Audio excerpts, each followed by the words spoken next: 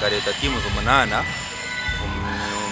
miringo etagiye mwene mwiba kwambazanamu kandi timu z'umunane zona zino zikoraje munonga ayindi kugambira timu ina hariye zizaheze kurabamo mu group stages kandi zikaza mu knockout stages. Harimo ka volleyball, harimo dance sport, harimo ka woodball, harimo anompira umuzano gwa rugby.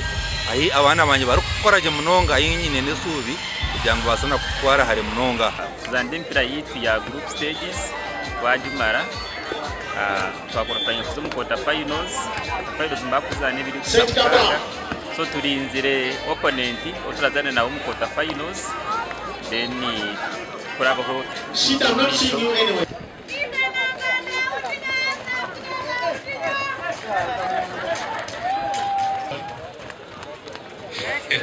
$12 lakhs, but they are starting as if it is just 2.